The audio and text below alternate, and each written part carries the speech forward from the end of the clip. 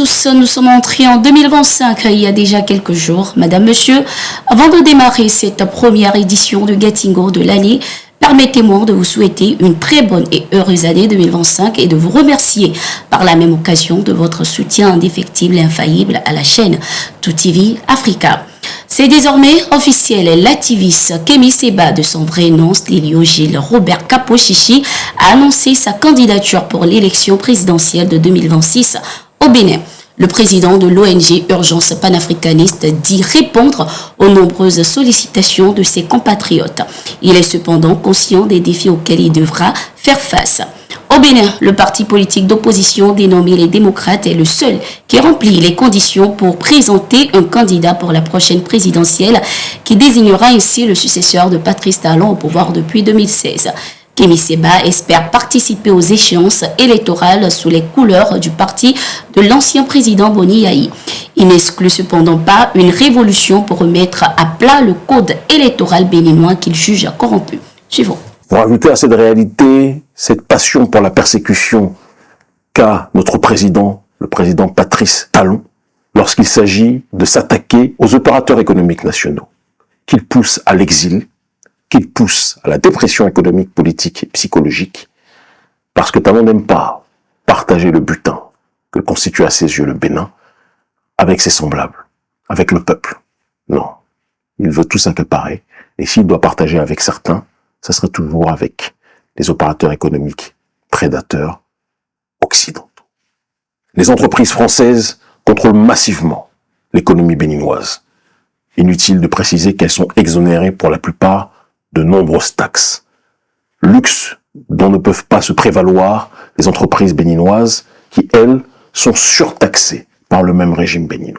Précisons que Kémy Séba annonce déjà les couleurs de sa gouvernance. Il dénonce les faveurs accordées aux entreprises françaises qui opèrent sur le territoire béninois. La deuxième option aura pour seule et unique fonction de constituer une véritable coalition, bien plus large que celle qui existe actuellement, visant à exiger une réforme du code électoral pour que tout le monde puisse candidater à l'élection présidentielle au Bénin.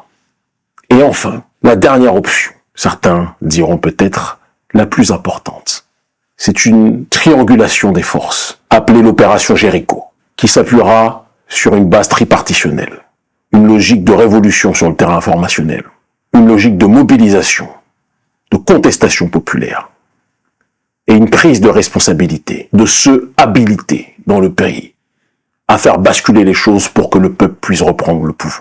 Est-ce le début d'une nouvelle ère dans les relations entre le Ghana et les pays membres de la Confédération Alliance des États du Sahel, AES?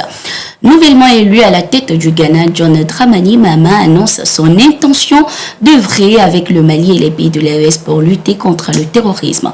Ce 2 janvier 2025, il a envoyé un émissaire au président de la transition du Mali, le général d'armée Assimi Goïta.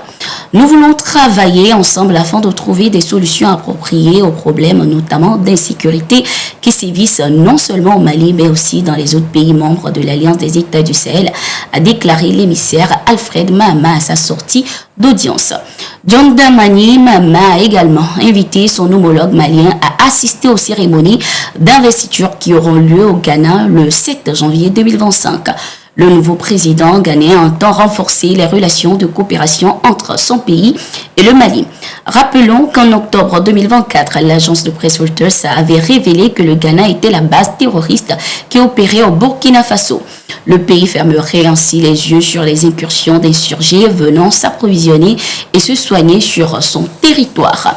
Direction le Cameroun, le président Paul Biya laisse planer des doutes sur sa candidature à l'élection présidentielle de 2025. Le locataire du palais de l'unité âgé de 91 ans nourrit de grandes ambitions pour son pays qu'il dirige depuis 42 ans. Lors de son adresse à la nation le 31 décembre 2024, Paul Biya a laissé entendre que sa détermination à servir le peuple se renforce chaque jour. Je vous propose de l'écouter. J'ai pu vous assurer que ma détermination à vous servir demeure intacte et se renforce au quotidien face à l'ampleur des défis auxquels nous sommes confrontés.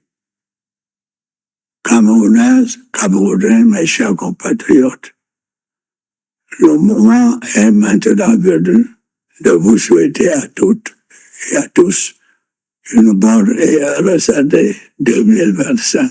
Rappelons que des voix montent au Cameroun pour inviter le chef de l'État à ne pas participer aux prochaines échéances électorales compte tenu de son âge avancé et de son état de santé plutôt fragile.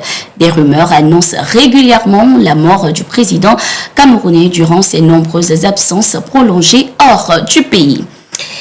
Direction le Mali, un chef terroriste de l'État islamique au Grand Sahara a été capturé par les forces armées maliennes. Son nom est Mamad Oud El-Keil, alias Abouraki Rissama Abouache. L'information sur son arrestation a été donnée par l'état-major général des armées qui par la même occasion a annoncé la neutralisation de plusieurs de ses compagnons et la récupération de divers matériels militaires, y compris d'innombrables matériels de fabrication d'engins explosifs improvisés. Selon les informations, cette opération a été menée dans la région de Gao. Ce chef terroriste était activement recherché pour son implication dans les exactions contre les civils dans le pays. Au Burkina Faso, à présent, chose promise, chose faite. Le président du Faso a signé un décret ce 2 janvier 2025 portant création de 3 bataillons d'intervention rapide pour intensifier la lutte contre le terrorisme. Lors de son adresse à la nation le 31 décembre 2024, le capitaine Ibrahim Traoré avait déjà annoncé cette volonté de créer ces bataillons. Le projet, selon le président du Faso, est de mettre en place 5 bataillons d'intervention rapide au cours de l'année 2025. Ces BIR seront chargés d'intervenir en cas de toute forme de menace contre l'intégrité du territoire, d'assurer les escortes de grands convois logistiques au profit des forces armées nationales ou tout autre organisme, entre autres. Ainsi se referme cette édition de Gatingo. Merci d'être resté avec nous et bonne suite de nos programmes.